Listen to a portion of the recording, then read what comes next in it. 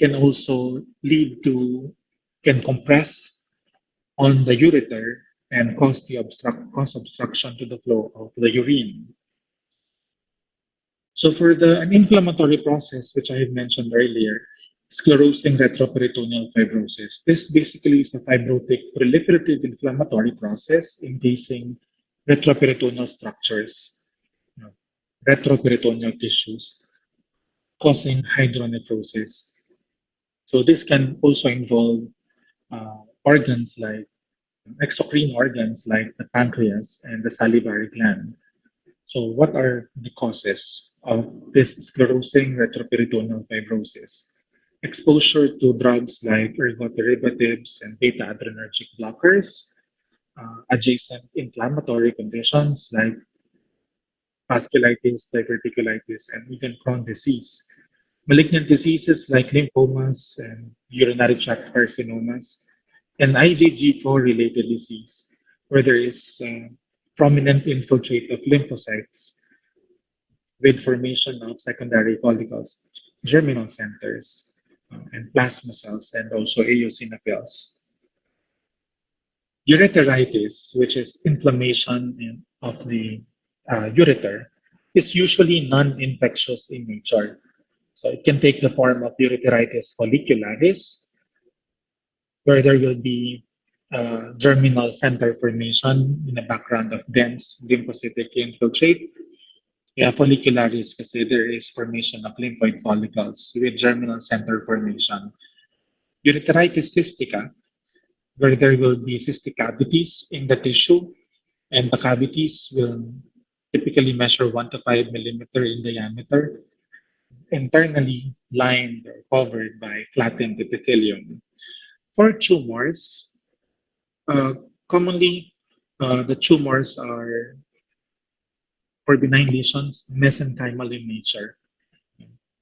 Um, an example of a benign tumor in the ureter is fibroepithelial polyp. So this basically is made up of, this is an undulating tissue with uh, fibro, fibrocollagenous stroma, and it is surrounded by, covered by epithelial tissue, epithelial covering. For malignant lesions, it's commonly urothelial carcinoma and typically occurs in individuals in their 60s or 70s, and commonly with concurrent similar tumor in the urinary bladder. So remember that the urinary bladder, the ureter, the covering epithelium is urothelium or transitional cells. For the congenital anomalies in the bladder, vesicoureteral reflux. So there is reflux of the content of the bladder into the ureter.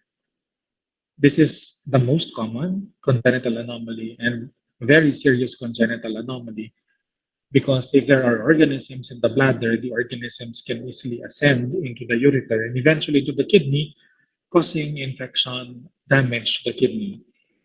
Next, diverticula, which are basically like in the ureter, pouch-like invaginations, which may measure up to 10 centimeters. So it's almost the same as the measurement of the bladder.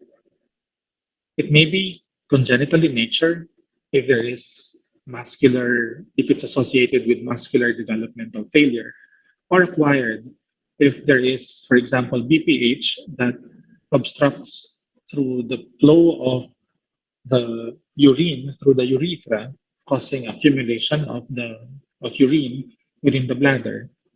Next is extrophy of the bladder, which is a developmental failure in the anterior wall of the abdomen as well as of the bladder, exposing the mucosa of the bladder. This will lead to a metaplastic change into um, colonic glandular epithelium. And this can lead to, this is associated, so the tissue is at high risk. Uh, there is an increased risk in the tissue of developing adenocarcinoma. Urachal anomalies, so urachal cyst, the cyst can be lined by urothelial or glandular metaplastic epithelium. So again, glandular metaplastic epithelium. So with this, there is an increased risk for the development of say, glandular, so gland-forming epithelial malignancy, adenocarcinoma. For inflammation in the bladder, acute and chronic cystitis. So cystitis, this presents with increase in the frequency in the urination, abdominal pain, lower abdominal pain, and dysuria. The most common cause? The common causes actually are gram-negative organisms. The most common of these is Escherichia coli, followed by members of the tribe Proteae, then Klebsiella, and Enterobacter. This is a complication of urinary stasis. Now, this can ascend, so from the bladder, the infection, to the ureter, and eventually to the kidney, causing pyelonephritis. Cystitis can be iatrogenic in nature if it's associated with chemotherapy or pelvic irradiation. In acute cystitis, the mucosa is typically hyperemic. Namumula siya with neutrophilic infiltrates. And for subacute, pwedeng eosinophilic cystitis. And in chronic cystitis, a form of chronic cystitis is follicular cystitis, where there is dense infiltrate of lymphocytes in the tissue with formation of germinal centers. So special forms of cystitis, interstitial cystitis, chronic pelvic pain syndrome, which is seen in women. The cause of this is still unknown. Patients typically present with intermittent suprapubic pain with urinary frequency, urgency, dysuria, and hematuria. And if a scope will be inserted into the bladder to visualize the bladder mucosa, the findings will be the presence of fissures and punctate hemorrhages, also described as glomerulations. In the latter stages, these fissures, punctate hemorrhages can lead to ulceration, and we call these ulcers as Honor ulcers. Next is malakoplakia, which is associated with chronic bacterial infection. Cause, of course, parang sa UTI, sa cystitis din kanina, E. coli proteus, mas common yung E. coli. So, malakoplakia, the lesions for this are the picture, yellow, slightly raised mucosal plaques. And if we take sections from these mucosal plaques, what we will see are macrophages with granular cytoplasm because of the phagocytomes. And on ultrastructural examination, within the lysosomes are concretions, and these are known as Michaelis-Butman bodies. So the third special form of cystitis is polypoid cystitis, which is associated with trauma or injury to the urinary bladder, some mucosa of the urinary bladder, like after insertion of a catheter, because if naman talaga kung nasan yung tip, the tip can damage, it can cause inflammation and edema of the mucosa, submucosa of the urinary bladder. And the tissues can be thrown into broad bulbous polypoid projections. And we call the condition polypoid cystitis. Metaplastic lesions in the urinary bladder, cystitis glandularis and cystitis cystica. So again, cystitis, inflammation.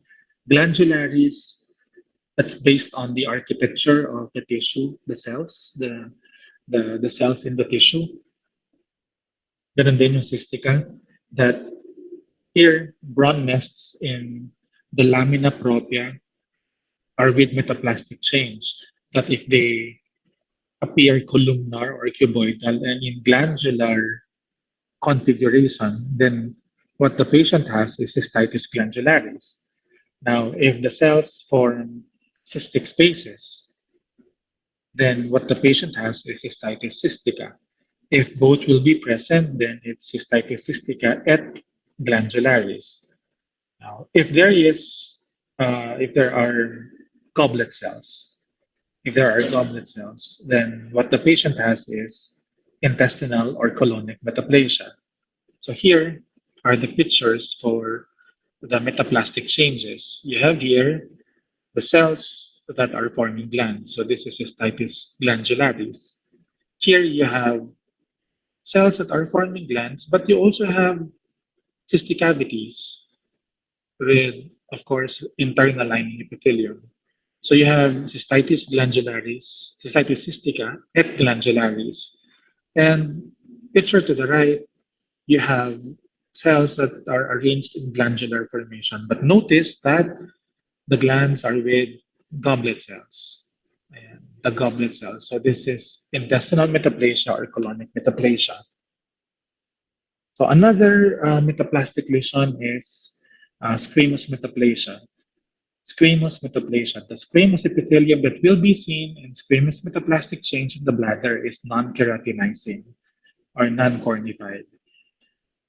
Another lesion is nephrogenic adenoma, which is basically implantation of shed renal tubular cells at sites of injured urothelium.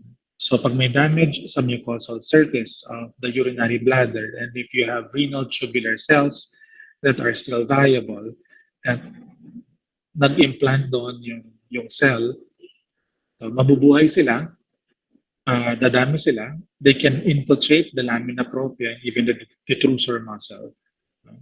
Dadami sila. But this is still a benign lesion. Still a benign lesion.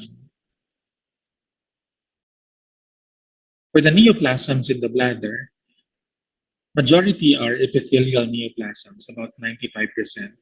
The remaining are um, for benign lesions, you have leiomyoma. For malignant lesions, particularly in children and infants, you have embryonal rhabdomyosarcoma. And the others are secondary tumors, tumors that are not primarily in the urinary bladder. Nag-extend lang sila or nag-invade, like the tumor from the cervix, uterus, prostate, and the rectum with direct extension into the urinary bladder. So going back to epithelial lesion, so again, it constitutes 95% of the urothelial tumor, the urinary bladder tumor, neoplasms. 90% of the epithelial lesions are urothelial tumors.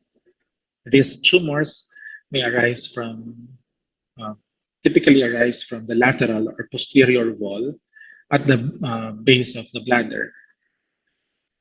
Pwedeng mag-range yung kanilang presentation from being a benign papilloma to a highly aggressive anaplastic cancer. So what are the risk factors? The most, yung pinakang influence in the development of this urinary bladder cancer is cigarette smoking. Other causes or risk factors are industrial exposure to aerial amines, long-term use of analgesics, heavy long-term exposure to cyclophosphamide irradiation. Schistosoma hematobium, a parasite, is also a risk factor, but this commonly causes squamous cell carcinoma instead of urothelial carcinoma. So kung commonly causes squamous cell carcinoma, it may still cause urothelial carcinoma. But usually, ang histologic type, if associated with hematobium, S hematobium, is squamous cell carcinoma. So for the precursor lesions in precursor lesions of bladder cancer, there are two: non-invasive papillary tumor and flat non-invasive urothelial carcinoma, or just carcinoma in situ. The non-invasive papillary tumor is the more common precursor lesion. So ginigrade natin yung mga yan. For flat lesions, urothelial proliferation of uncertain malignant potential, urothelial dysplasia, and urothelial carcinoma in situ. For exophytic papillary lesion, these are for non-invasive. Exophytic papillary lesion, we have papilloma, urothelial proliferation of uncertain malignant potential, papillary urothelial neoplasm of low malignant potential, papillary urothelial carcinoma, low grade, and high grade. So for urothelial papilloma, exophytic lesions, papilloma, this constitutes about 1% or less of bladder tumors. And the cells here will be seen in finger-like papillae that is histologically similar, very identical to the urothelium, normal urothelium. The growth may be um, downward into the lamina propria. If that will be the growth, then the diagnosis will be inverted papilloma instead of urothelial papilloma to denote of the growth pattern of the neoplasm. Next is papillary urothelial neoplasm of low malignant potential. These are larger than papillomas, but with thicker urothelium. Yan, mas makapal compared natin kanina. Dito.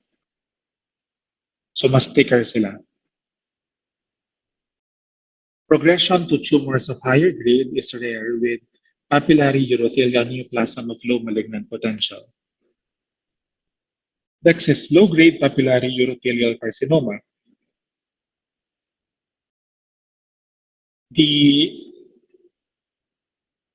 Here there is mild degree of nuclear atypia. Mitosis is present. Mitotic figures are present but infrequent. There is pleomorphism but very, very slight, very mild. So the architecture is still orderly and even the cytologic appearance. So mild atypia compared with this high-grade papillary urothelial cancer that you have cells that are highly anaplastic. Highly anaplastic, the cells lack cohesiveness. They lack cohesiveness. Look at here. They lack cohesiveness here. There is a higher incidence of invasion to the muscularis layer and higher risk of progression into a higher grade tumor that is invasive urothelial carcinoma with high-grade papillary urothelial cancer. Now for the flat urothelial carcinoma or carcinoma in situ, so this is the normal urothelium sa left. You still have here the umbrella cells. Look at the picture to your right. So here the cells are cytologically malignant. They lack cohesiveness, but the basement membrane seems to be intact. Kaya carcinoma in situ or flat urothelial carcinoma. That's why they're still not invading the underlying tissue. But at least 50% of these lesions progress into an invasive carcinoma.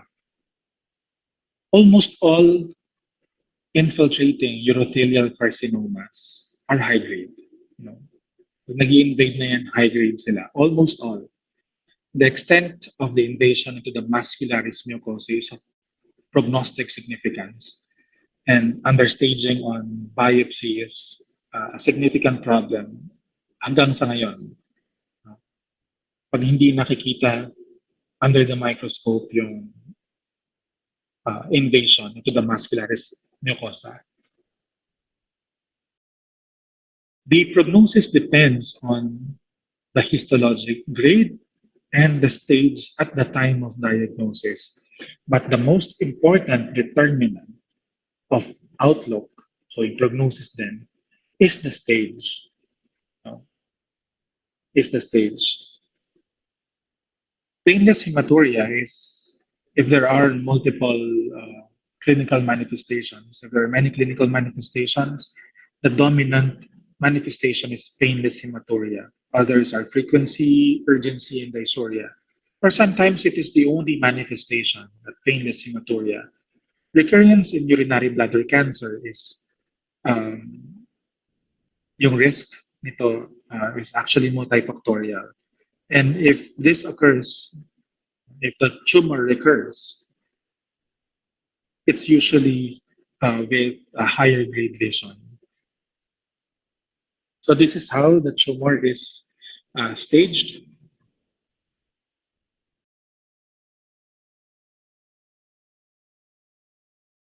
We now go down to the urethra from the urinary bladder. So urethritis may be gonococcal or non-gonococcal in nature.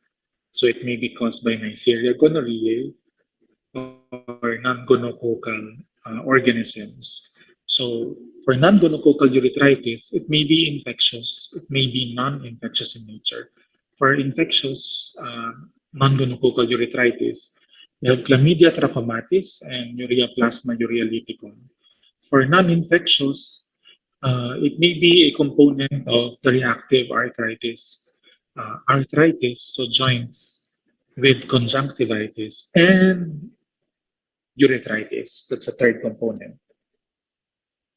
For the tumors and tumor-like conditions in the urethra, you have urethral caruncle, which are small red painful mass are seen around the external urethral meatus. These are actually inflamed granulation tissue with an intact but friable mucosa na may areas of ulceration. That ulcerations, those areas can bleed. For benign epithelial tumors in the urethra, you have squamous or urothelial papillomas. So squamous papilloma, if this is seen in the lower half of the urethra, because the lining epithelium there is squamous epithelium. Urothelial papilloma, if it's in the upper half of the urethra, because the lining epithelium there is still urothelium.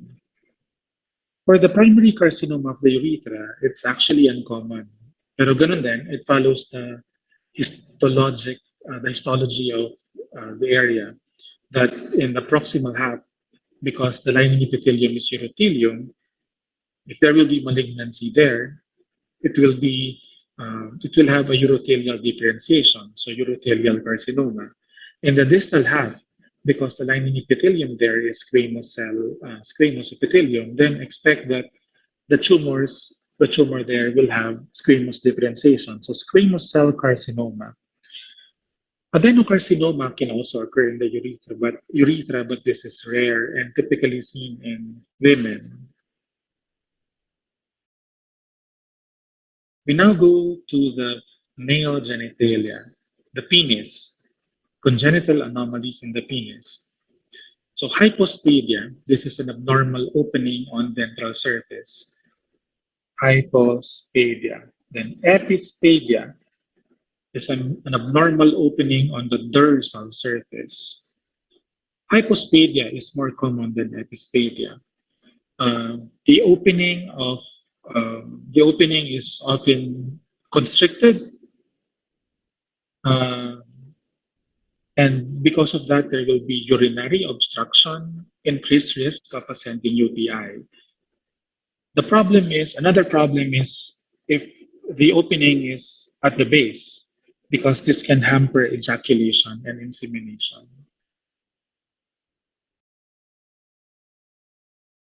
Another anomaly is phimosis, and this condition is when the orifice of the prepuce is too small to permit its retraction.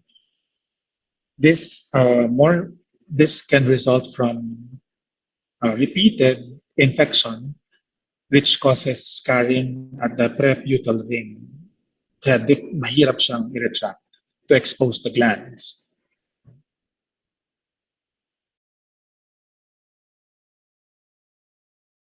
So for uncircumcised individuals, so there can be accumulation of secretion and detritus under the prepuce that can predispose to infection and cause phimosis. And because of the irritation, continuous chronic irritation and inflammation can uh, lead to carcinoma. For inflammatory condition, melanocystitis, this is an infection in the glands and the prepuce. So what are the organisms? Candida albicans, anaerobic bacteria, Gardnerella, and pyogenic organism. This is a consequence of poor local hygiene in uncircumcised male. Benign tumors, condyloma acuminata or acuminatum singular. So this is a benign lesion caused by HPV, but low oncogenic risk HPVs like type 6, type 11. Mas common yung 6 than 11. The lesions can be seen along the coronal sulcus and the inner surface of the prepuce. Pwede silang tanggalin, but they may recur. But its progression into an in situ carcinoma or even an invasive carcinoma is rare. Peyronie disease, naisama to sa tumors, no? But this actually is not neoplastic in nature. It's uh, based on recent studies, uh, reactive process rather than a neoplastic process. Reactive because of the deposition of collagen in connective tissues between the corpora cavernosa and tunica albuginea. So this leads to a curved penis and pain during intercourse. For malignant lesions, let's start with in situ lesions. Then, frankly, malignant lesion, squamous cell carcinoma.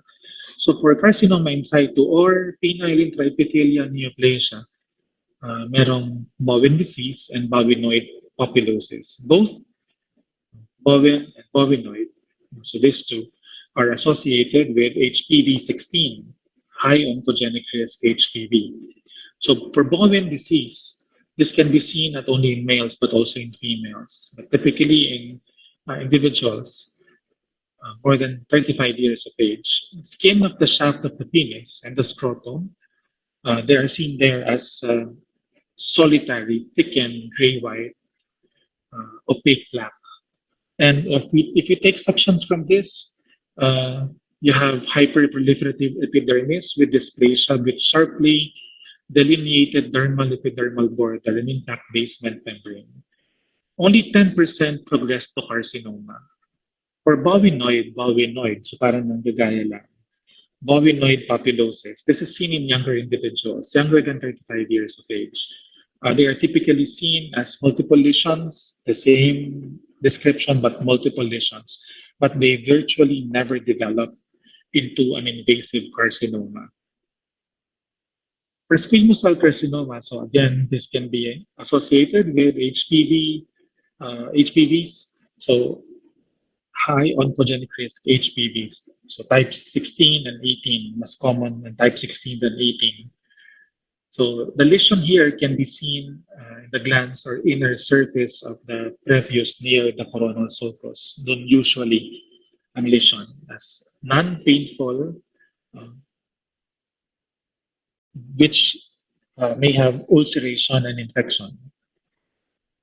A variant of squamous cell carcinoma, which is known as verrucous carcinoma. So this is a fungating lesion, is locally invasive and rarely presents with metastasis.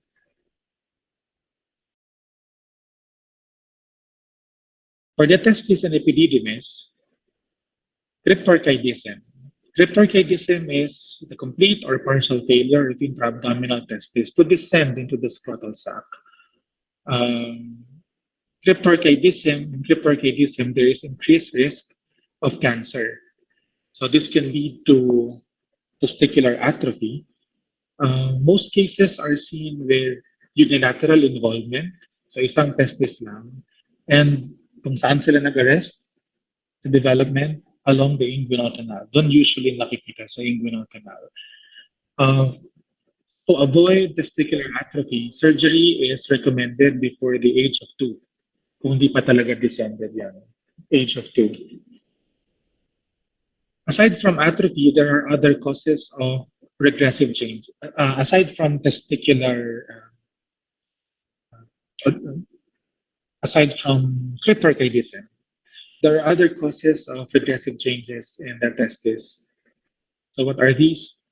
Atherosclerotic narrowing of the blood supply due to old age, end-stage inflammatory orchitis, hypopituitarism, generalized malnutrition or cachexia, irradiation, prolonged administration of anti-androgens, cirrhosis, primary failure of genetic origin such as Klinefelter syndrome, and exhaustion atrophy, which may follow persistent stimulation by high levels of follicle stimulating pituitary hormone. For inflammatory conditions in the testis, we have non-specific epididymitis or orchitis. Non-specific, but if we are to identify the organisms causing the inflammation in this epididymis or testis that may reach there through the vas deferens or lymphatics, the organisms vary depending on the age. That if in individuals less than 35, usually yung mga natatransmit through sexual contact. Chlamydia trachomatis and Neisseria gonorrhea. For those more than 35 years of age, Escherichia coli and Pseudomonas organisms. But for granulomatous orchitis, so here, the presentation in the tissue is similar to that of the granulomatous inflammation in TB. Only in TB, it's caseating. It's caseating. Doon sa ibang granulomatous orchitis, wala. And limited to seminiferous tubules. So gonorrhea is also a cause of inflammation in the testis and epididymis. For mumps, mumps orchitis, mumps can be a complication. Orchitis can be a complication of mumps. 20, this constitutes about 20 to 30% of orchitis. Less than 20% of individuals who had mumps will have this mumps orchitis. For syphilis, the testis is involved first in syphilis, so secondary lesions, gumas, and diffuse interstitial inflammatory process.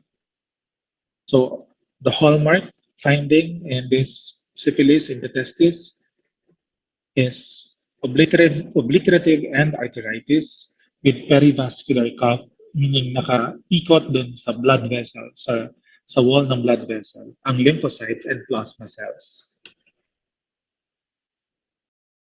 So for vascular disorder, you have torsion. This is a urologic emergency. This causes pain because of the twisting of the spermatocord that will cut off the venous drainage of the testis. If manually untwisted before the 6th hour, there is a good chance that the testis will remain viable. If not, it can undergo necrosis and will have to be removed. So in adults, the cause of this is bell clapper abnormality. This is nafi-fix ito by surgery. The procedure is orchiopexy to anchor the testis so that it will not be very movable. Next is lipoma. Lipoma of the cord, that's the usual label when that is submitted to the laboratory. But this actually is non-neoplastic in nature. Nakikita yung kasama ng proximal spermatocord. Kaya lipoma of the cord. Non-neoplastic, why? Because they're just retroperitoneal adipose tissues that are pulled into the inguinal canal along with the hernial sac. Next is adenomatoid tumor, which is the most common benign paratesticular tumor. It's upper pole of the epididymis. This is a mesothelial tumor, adenomatoid tumor. For malignant lesions, there are lesions that are derived from germ cell neoplasia in situ. You have seminoma. Others that are non-seminomatous but derived from germ cell neoplasia in situ are embryonal carcinoma, yolk sac tumor, choriocarcinoma, and teratomas. The tumors that are derived that are not derived and not related to germ cell neoplasia in situ are spermatocytic tumor, teratoma na pre-pubertal, yolk sac tumor, pre-pubertal, at saka mixed tumor, mixed teratoma and yolk sac tumor, pre-pubertal. Sex cord stromal tumors in the testes are uh, Leydig cell tumor, Sertoli cell tumor. And there's also a tumor that contains both germ cell and sex cord stromal tumor. That's gonadoblastoma. Gonadoblastoma. It has both germ cell and sex cord stromal elements. So for germ cell tumor, the most common um, of this germ cell tumor is seminoma. Seminoma with a peak incidence in the fourth decade of life. And this is the counterpart of this germinoma in ovaries. So genetic aberrations here, pwedeng isochromosome um, formation involving the short arm of chromosome 12, expression of OCT3, 4, and NANOG, and KIT activating mutation. So this is how seminoma looks like. And under the microscope, you have this. You have here the seminoma cells in sheet. And then you have dito medyo maninipis lang, fibrosis, but with scattered lymphocytes. Next is spermatocytic tumor, which is commonly seen in more than 65 years of age. This is just 1 to 2% of all testicular tumors. Slow growing, with no metastasis, and at that, the prognosis is excellent. In seminomas kanina, you may have granulomas, di ba? May lymphocytes sa fibrosis. And you may have syncytial trophoblasts. Pwede silang magkaroon yan. These are not found in spermatocytic tumor. No granulomas as well. Walang admixture with other germ cell tumor. So here, the cells are, so wala lang giant cell, but you have katatlong type ng cell ang nakikita in spermatocytic tumor. Smaller cells resembling secondary spermatocytes, medium-sized cells containing round nucleus and eosinophilic cytoplasm, and you have scattered giant cells. So dito, what we have in the picture are the small and medium-sized cells. Next, embryonal carcinoma. So embryonal carcinoma is a tumor that is more aggressive than seminoma, seen in individuals in their 30s or 20s. They are more aggressive that they can invade beyond the tunica albuginea, but they share markers with seminoma like yung OCT3, 4, and PLAP. But this is negative for KIT, kasi positive ang seminoma. This is negative for KIT, and positive for cytokeratin and CD30. So you have here cells that are arranged in alveolar, but dito ang nakikita natin in tubular patterns. Papillary convolutions may also be seen. Yolk sac tumor, also known as an endodermal sinus tumor, pre-pubertal yolk sac tumor, this is the most common tumor of infants up to 3 years old. Post-pubertal is rarely rare. Pag yung yolk sac tumor, rarely pure. Rarely pure in post-pubertal. And isang finding dito is the presence of hyaline globules. Hyaline globules that are positive for alpha-fetoprotein. So ito yung picture ng yolk sac tumor. So you have here mga hyaline globules that are positive for alpha-fetoprotein, and you have this structure. This is known as Schiller-Duval. Pag nakita natin ito, pwede natin isipin agad, likely this is Schiller-Duval. But this is only present in about half of yolk sac tumor cases. Next, choriocarcinoma, that is highly malignant lesion. This tumor is composed of cytotrophoblast and syncytiotrophoblast. Then, cytotrophoblast and syncytiotrophoblast. So these are structures that are typically seen in pregnancy. Kaso, sa pregnancy, merong chorionic villi. Here, there is no chorionic villi, just the trophoblast, syncytio and cytotrophoblast. Next is teratoma. In children and in infants, this is commonly pure, in pure form. So teratoma lang, walang halong ibang tumor. But in adults, it is rarely pure. So again, ang teratoma, alam na natin, you have cells that are derived from 2 or 3 germ layers. Diba? Uh, all teratomas may pwedeng yung lesions are with mature elements. Even if the lesions are with mature elements, basta seen in post-pubertal males, they are treated as malignant and capable of metastasis. So again, all teratomas in post-pubertal male, even if the tumor has mature elements, is composed of mature elements, the tumor will be treated as malignant because it's capable of metastasis.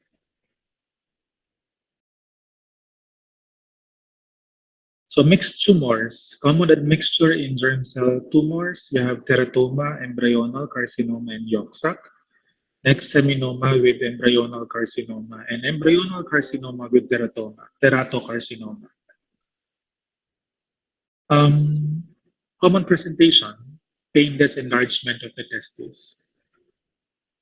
So for the spread, lymphatic spread is common to all, particularly in seminomas. And typically, papunta sila sa retroperitoneal para-aortic nodes. For choriocarcinoma, typically ang spread nila hematogenous. So papunta sa lung, then into the liver.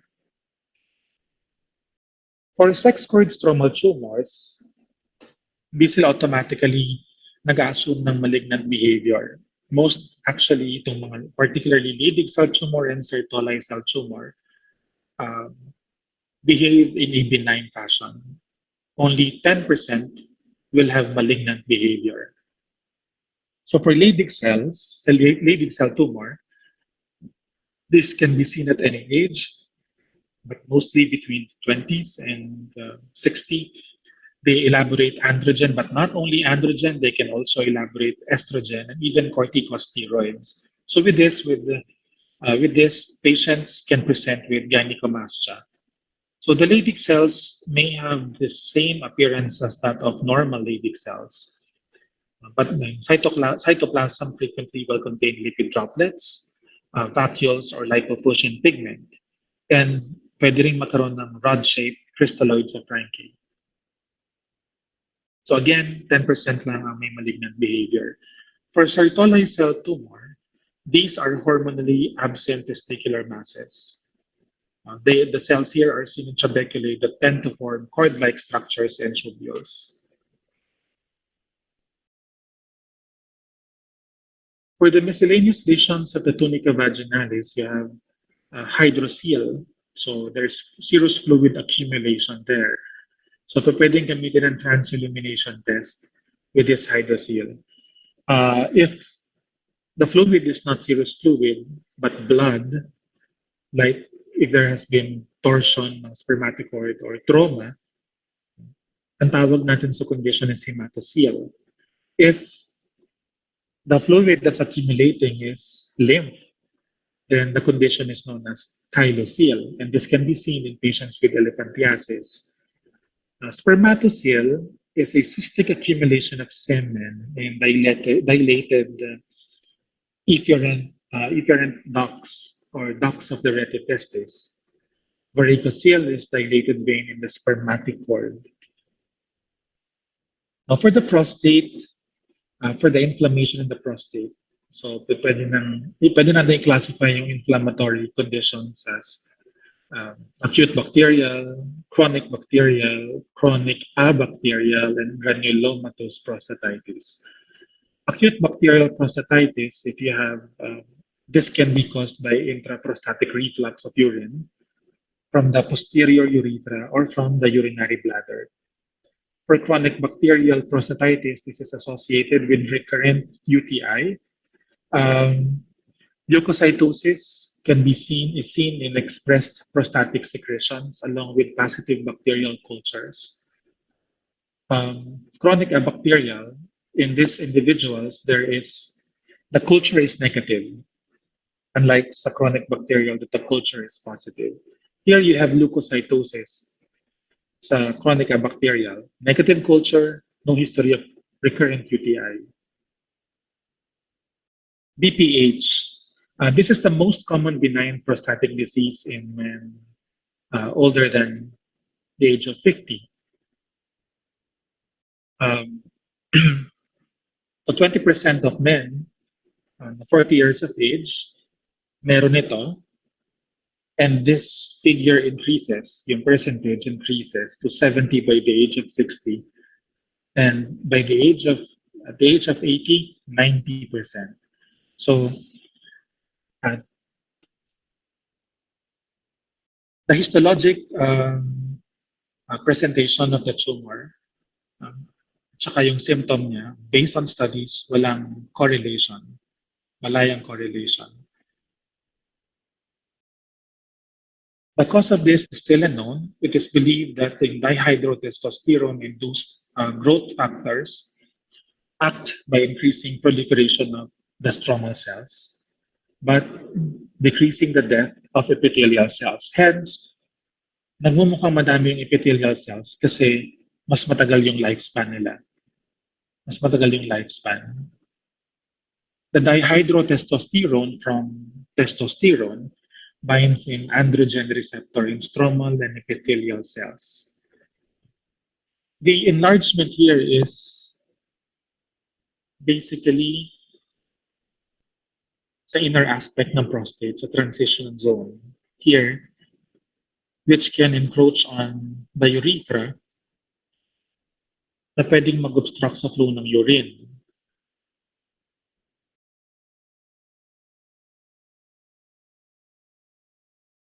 So, possibly, if a digital rectal exam will be performed, pwedeng hindi siya mapalpate because the lesion is in the inner aspect of the prostate. So for the symptoms, nandun sa previous slide, isa sa previous slide ito, pero pinili ko dito na lang banggitin. The main symptom is due to urinary obstruction, due to the enlargement of the organ. So nagkakaroon ng flow, obstruction to the flow. So this will present with urinary frequency, nocturia, difficulty in starting and stopping the stream of urine, overflow dribbling, painful micturition or dysuria, and increased risk of bacterial infection sa bladder and also sa kidney. For adenocarcinoma, this is the most common form of cancer in men, and they say that androgens play a very important role in prostate cancer. Why? Because castration and anti-androgen treatment induces disease regression. It induces disease regression. The most common genetic aberrations is the formation of this fusion gene of PMPRSS2, PTS. Others are MYC and PTEN amplification and GSTP1 methylation. Here, the lesion is typically at the outer posterior peripheral zone of the gland. So if you insert a digit here, a finger, then pwede siya mapalpate. So this one is likely palpable compared with BPH. It is said that prostatic intraepithelial neoplasia is the precursor lesion.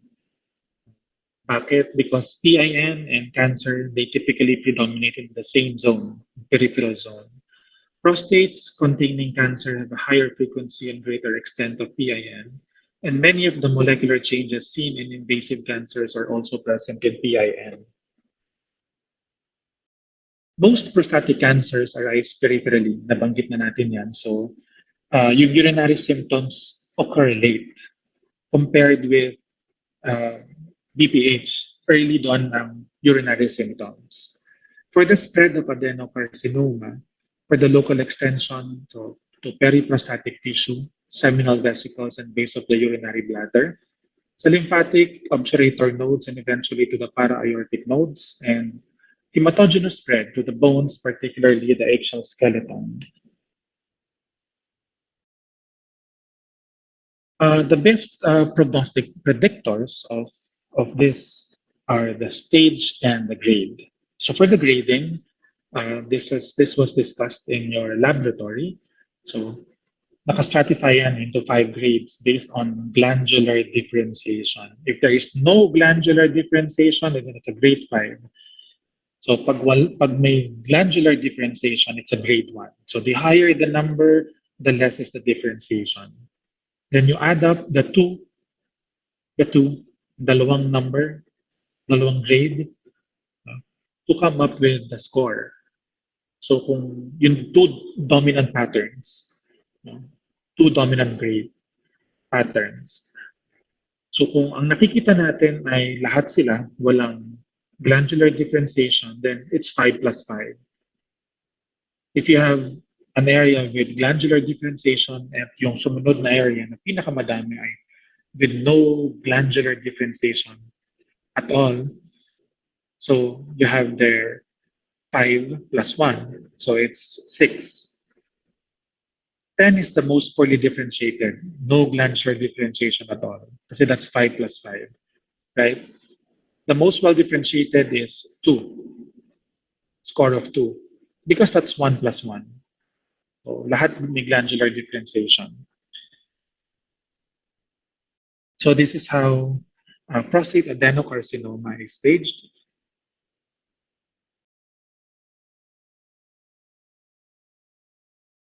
PSA is a test that is commonly requested in evaluating the prostate. But this marker is, although it's organ specific, but it's not disease specific. It is not disease specific. So, paano natin siya magagamit? Kasi by just having a result, you cannot say, the patient has prostate cancer or this is just BPH. Para mas magamit natin siya, mas ma-apply natin siya clinically, pwede nating kunin yung kanyang percent free PSA because it has an inverse relationship with prostate cancer. So the lower it is, the higher is the risk for prostate cancer. So to have the percentage of the free PSA, so free PSA over total PSA times 100. Pwede rin nating tingnan yung velocity, PSA velocity. Velocity ng pag-increase niya. PSA difference divided by the number of years. Number of years. You have 3 tests. You should have 3 tests in 1.5 to 2 years. Yung difference, first at saka last, divided by the number of years. If the result is 0.75 nanogram per year or greater, it's a strong predictor of cancer with a specificity of 95%. The third is PSA density, which is the ratio of total PSA to prostate gland volume. That a result of 0.15 is indicative of an increased probability of prostate cancer rather than BPH. So other histologic types of cancer in the prostate, you have ductal adenocarcinoma, which arises in the peripheral ducts. There are also malignancies there with squamous differentiation, adenosquamous and squamous cell carcinoma. And then small cell carcinoma. This is the most common, the second most common cancer in the prostate. This is a neuroendocrine, also a neuroendocrine carcinoma, small cell carcinoma or neuroendocrine carcinoma. And the most aggressive cancer in the prostate. So it's not adenocarcinoma. The most aggressive is small cell carcinoma. Yun nga lang, it's just the second most common. Most common is adenocarcinoma. So this is the last slide. Thank you very much.